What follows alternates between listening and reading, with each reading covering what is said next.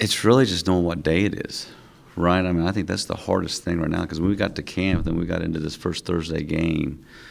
I mean, Wednesday felt like Friday, and it was you were just off a little bit.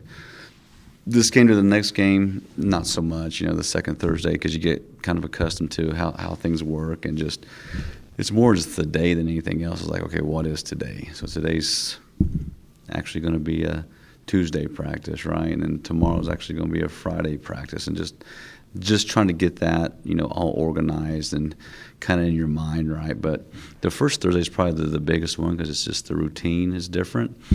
The second one's okay, but then after this week, even that next week's going to be a little bit different when we play Kearney because we'll actually give them Saturday, Sunday off, but then we'll actually have an extra practice for Kearney just because of the extra days. So it does get a little discombobulated just a little bit, but all in all, it kind of just once you get on the practice field and you get rolling, it's just another day of practice and getting better. But at first, it gets you off just a little bit. Road games are always challenging, but now you throw in a new opponent, new venue, no one associated has done 4 days out played since the 70s. What kind of an extra challenge is this first road game with all that? I think we've been on road trips and we just got to treat it like any other road trip. Yes, it's a different opponent, but that should be exciting for us that we're not playing, somebody else in our conference again, So I like the idea of going out somewhere else, playing somewhere different than we've always played just regular season games. So I think it should be an exciting time for us. I mean, the schedule is going to be a little bit different. We're going to meet tomorrow morning, and we usually meet in the morning and practice here when we play in the conference. But now we're going to meet in the morning here, and we're actually going to practice out, in the Colorado Springs, and just to kind of get them acclimated to, the altitude a little bit, which isn't much. It's a little different than here. I don't think as much as Mile High Stadium or anything, but just kind of get them used to that a little bit, and getting used to the weather because it is a little bit drier than it is here as well. So it'll be interesting, but they'll be busy tomorrow, right? With meetings in the morning, loading the bus at 10, leaving at 11, getting there at 3 o'clock their time, letting them hang and eating lunch. And then going to practice at 4:30, which is a little bit later than we normally practice. Then after practice, going right back to the hotel, get dressed, go to dinner. And by the time dinner's over, it's team meetings. Lights out at 10, or room checks at 10, and in bed by 11. So it'll be interesting. They'll be busy, and we'll keep them pretty busy. And then the next morning, we'll wake up with breakfast and all those things, and then it's going to be about an hour drive, from Springs to Pueblo. Get there about 2 hours and 45 minutes before the game just to kind of let the kids get ready.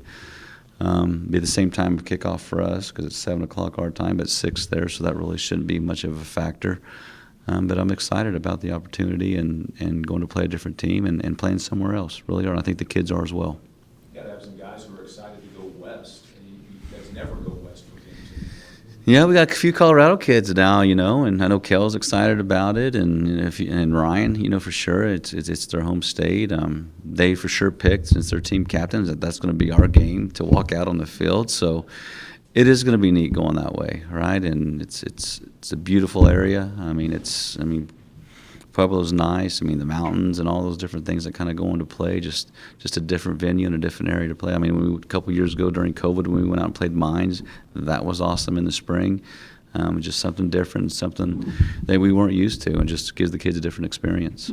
How do you feel your team has handled the loss and just bouncing back this week?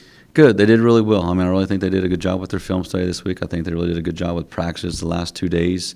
It seems like they're pretty locked in and focused on the task at hand. They want to be definitely better this week than they were last week. They know that the team that showed up last week isn't the normal Tiger team that you usually see on the football field. We just didn't gel. We just didn't mesh, on that day. I think it was, offense would do some good things, and the defense would do some good things, and special teams would do some good things, but it was never together as one. So we got to bring that cohesiveness back, this week to where we're all playing for each other and helping each other out and go win this ball game. But they've done well. They've practiced well. There's been good energy. There's been a good excitement. But you can see a little bit more focus than it was in the past. I know the mantra's always 0-0 each week, trying to go 1-0. Is that harder, though, to maybe focus on when there's a loss on the previous week? Because you hate to lose, right? I mean, we all hate losing, especially football players and coaches and all that stuff. We hate to lose, and it just leaves a sick feeling in your stomach constantly. I mean, it's a week-long thing until you play again. I don't want to feel this way next week, right? I want to be a little bit more energized, a little bit more juiced. Not that I don't have that right now in practice, but it just doesn't feel right. You just feel kind of sick, and I don't know how to explain it, but it really does. You just feel kind of like a little dull, but you got to get out of that, get to this next game and get playing. But remember that feeling of how it felt when you lost. That's it. But we know we still say 0-0. We need to go 1-0 this week, and we'll not let that game define our season by any means, because we still have 10 more, and it starts with this one right now. Got some familiar guys over on the other side of CSU-Pueblo on the coaching staff. Yeah, V Hill and Chance, and a few of those guys are there. They know us pretty well, kind of know what they do pretty well as well. So it'll be kind of interesting, the little chess match that we played during this football game. I'm sure they're going to put a few new things in. Of course, we're going to put a few new things in as well. But we just need to take care of ourselves, like I said last week. And I think last week we didn't take care of ourselves. We just need to worry about what we're doing, how we're playing. If things aren't going good, find a way to make it get good, right? Instead of saying it's all right, we'll build off of it. Hey, we'll get it going.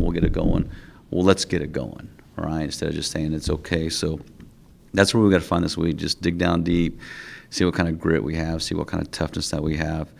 But they are going to have some good ideas on what we're doing. They might know a few of our signals as well.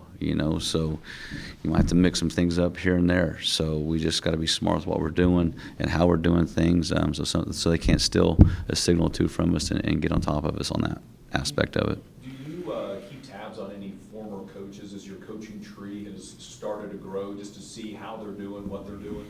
Yeah, you do. You got Zoda, he's out, and Truman as the offensive coordinator, doing a really good job. I mean, they lost to Washburn last week, but it was a very close game. V Hill I followed quite a bit just with his path, going to Stephen F. Austin, and all of a sudden he was at Western New Mexico, and now he's at Pueblo, and he's done really good everywhere he's been. So it's cool to see those things, except for Thursday I want to beat him, all right? Love him to death, except for that day. But it's cool to see guys go on and do other things. I mean, it really is. And even some of your GAs, that have been here have gone on and get full-time jobs. It's cool to see, their change and what they're learning and seeing them move up in the ranks as well. So it's cool to see those things, because you always want your guys to take the next step. And, we got guys doing that. Is there anything you're emphasizing for this game, maybe something that you didn't do well last Thursday, that a handful of things that you're really focusing on this week to do better? My thing is just execution across the board, right? It was always, in that last game, it was one or two guys didn't do their job. And because they didn't do their job, it cost us, points. It cost us, giving up big plays.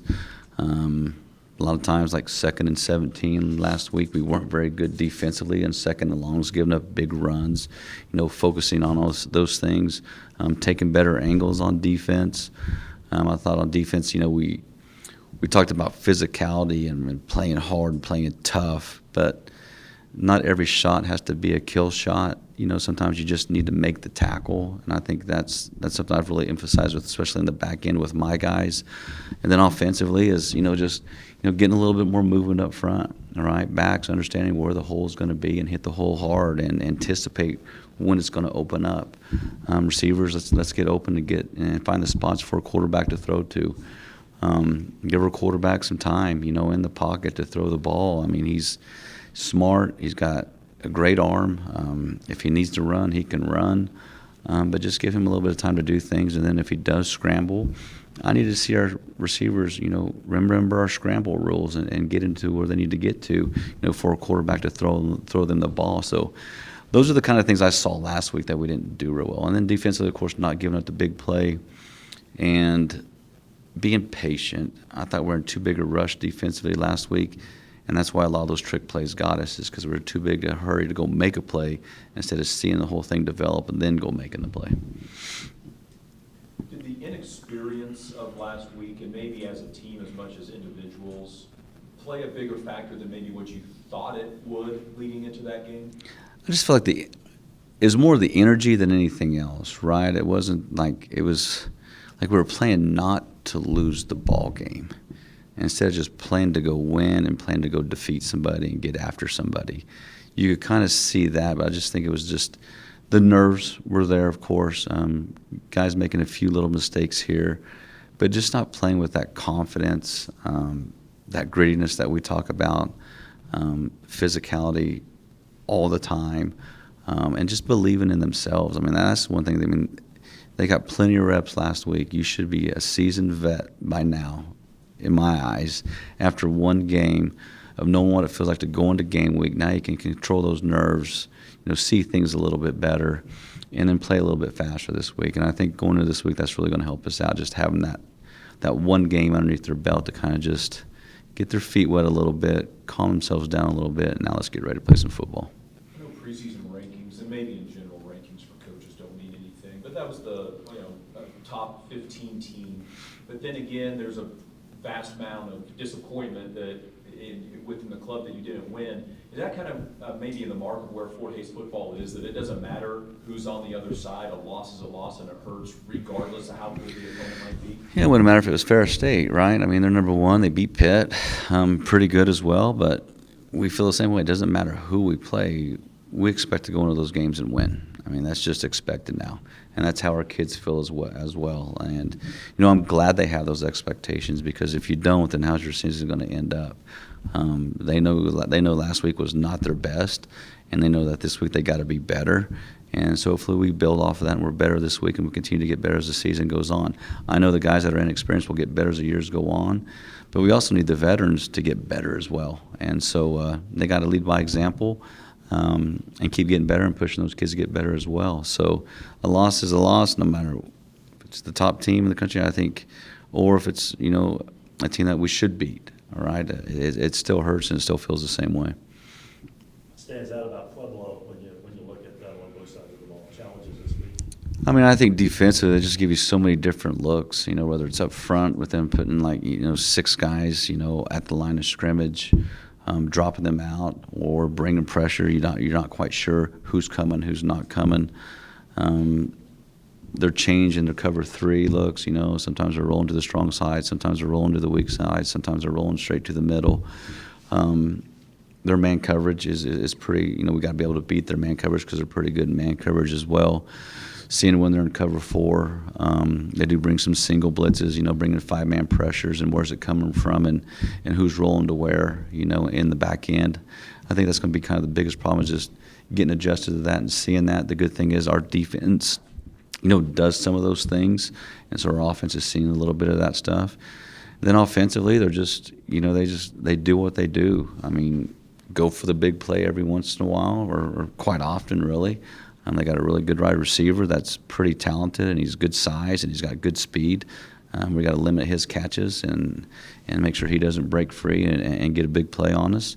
But then they got other receivers, too, that you have to worry about. But just kind of getting a feel for what they're doing as the game goes on, and that's what our kids need to do, too, as well. And, understanding the personnel in the game, whether it's offense, understanding are they in, 4-man front, are they 3-man front, or they got their, 30 defense in, which is more of a pass defense.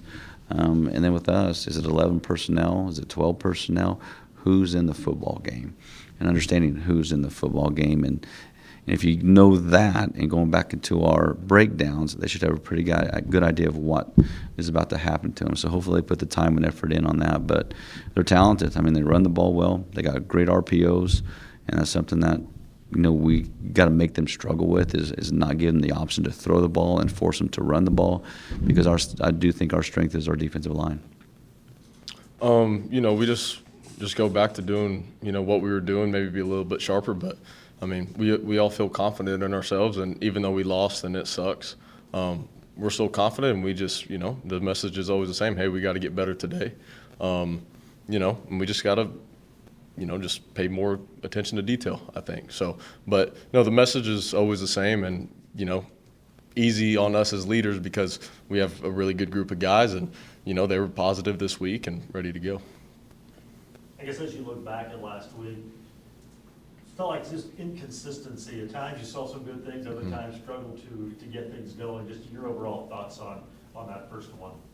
Yeah, I think whenever we were moving the chains and we were completing balls, blocking the right guys in the run game, and running backs were hitting the right holes. Like when we were playing our brand of football and what we know we can do, it looked pretty good. I thought, we moved the ball well. And then when we're not paying attention to detail, it was inconsistent and not doing our job, maybe trying to do too much. And it was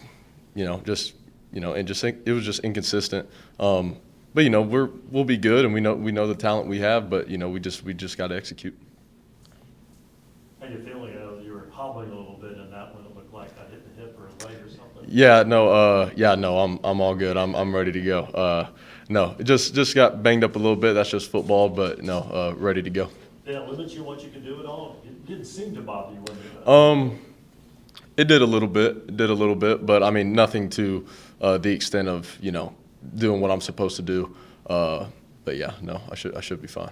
What's the offense got to do this week to be better and to get some of that consistency that you're looking for? Just not trying to do too much. I think there was times where, especially me, and I can't do it. I take full responsibility, but maybe just trying to make a big play. We kind of need to get back to our brand of football, and that's being physical, and that's completing the ball. I mean, if you look at the games last year where we won, our completion percentage was pretty high, and the games where we've lost, like last year versus Pitt, I just reminds me of the Pitt game last year. Around 60% completion percentage through an interception. We can't turn the ball over. We got to put our defense in a better position. When the first few drives of the game go like they did last week, was there a growing sense of frustration when you're just trying to even get a first down during the game, or is everybody pretty calm still? I think we were all frustrated, but for the most part, we were all calm. I loved our game plan. I wouldn't change anything we did. But yeah, no, I think we were calm. I think, even though we have some new guys offensively and defensively on our team, we showed maturity just throughout that, not getting a first down. I don't even know if we got one in the first half, and when we did, it was a penalty. So, and then we came out in the drive in the second quarter and went right down the field, and then the 2-minute went right down the field. So, I think we showed maturity with that. As a quarterback, when you see a receiver go up and make a challenge catch like it was on the touchdown, what was your view of it, and what's your thought process when you see the high level of catch that was? Yeah, no, great catch by Ethan. And with any of our receivers, if any corner wants to press one of our receivers, I feel confident that every single one can go win. But no, that was a great catch, and it just gives me even more confidence in him to go up and win a jump ball. But that's really any of our receivers. So. Do you ever think in a game or in that moment of, oh, that was a really good catch, just as you're kind of going on? Yeah, no, it definitely goes in slow motion a little bit when the ball's in the air and you just see him go up and grab it. So no, for sure. Talking about Pueblo, a new opponent. No one's has played each other for quite a while. What's impressed you about their defense that you've seen so far? They're really big, really long, really physical. I think they just play really hard. You can tell that they're coached well. Very disciplined team, and feel very comfortable going to Pueblo this week. But no, really talented football team. I think they're number 5 in the country or something like that. So no, I'm excited to play them. I love playing really good opponents, and they're definitely really good. It's a new team, new venue for the road game. Does that change anything, or does it matter? I think it'll be cool. No one here has ever played there. I think that's cool, but it doesn't really change anything whether we go there or go to Pitt or Northwest. It's all the same. What is your kind of attack this week after Pueblo shut out South Dakota School of Mines? We just. Obviously each defense does something different, and we got to game plan differently and do stuff that would work against them. But, when we, play our style of football on offense, we just do exactly what we've done when we've had good offensive performance. We got to, it starts with running the ball, got to establish a run game, and then, make quick, easy decisions when we throw the ball, and then take our shots when we need to. But, the plan obviously all the time is just go and execute. We have to go and execute, and last Thursday we didn't do that, and so we plan on executing Thursday and leaving Pueblo with a win. So, competitors love. Yeah, you got to love the game and love the competitiveness. It's an honor to play, a higher ranked team, even though, kind of ranking really don't, matter to me on a Saturday.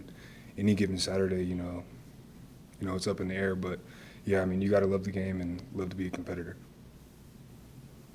What's on the defense? Because the front end, 4 sacks, like 7 tackles for loss, did some really good things. Obviously, some big plays given up. Just your overall assessment of the defense in the first game. Yeah, I'd say the front line. They were doing their thing last Thursday. It just comes down to doing your 1-11, and I think we still got some guys, even me. Hesitating a little bit. But this week we kind of built on that loss, and we know what we need to do. Speaking of that 111, is that, and you kind of touched on it, at times is that even still hard to do just because as an individual you think, I'm going to do as much as possible to make everything right for my team. Is it even, after all these years, at times still hard to do that? Right, yeah, because sometimes, you want to make that play, but then you got to, it's come down to discipline, so, doing your 1-11, that leads to success, so that's the biggest focus this week. How do you convince younger guys to buy into that? It's going to be hard at times, like you're going to want to make a play, but, as long as you're doing your job, that's going to lead the team to success. So I tell them, it's not about you, it's about the team. Do you approach things any differently this year, being the veteran that you are and all the battles that you've gone through in your career, but maybe physically and mentally? Yeah, I just, I got to take charge. It's a big role. It doesn't really faze me, kind of. It's prepping these young guys and showing them the right way. You're in here, pretty soft-spoken guy when you're doing this. On the field, you're anything but. When does that switch flip on game day? I'd say the morning I wake up on game day. I it's the switch is kind of halfway down, but once I step on that field, it's a different ball game. Is that something you had to learn or develop, or have you always been that way? I think I've been that way since Pee Wee. So. Gavin Myers, your linebacker, because you and McKell, you were pretty solid, and you kind of knew, kind of like the left hand and what the right hand is doing. You're in sync. How do you feel you two have kind of combined and worked together in the short period of time you've been together? I think we're meshing pretty well. Iron sharpens iron, and we piggyback off each other. Film study. He sees things, I see things, we talk. So I think it's going well, and it's only going to get better.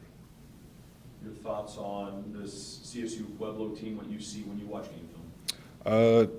They got a solid O-line. They're going to try to establish a run game, hit us with their quick 3-step, and then they're going to take their shots. They got a pretty good receiver core.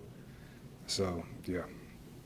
I guess, is there any areas in particular you're wanting to improve on, or the defense has to do better to have better success on Thursday night? Like I said, all week it's just 1-11. Just doing your job and no hesitation. I feel like last Thursday, I feel like we had a couple guys someplace hesitating, and that's going to cost us. So I think now it's time to buckle in. We got that first game, under our belt. So yeah.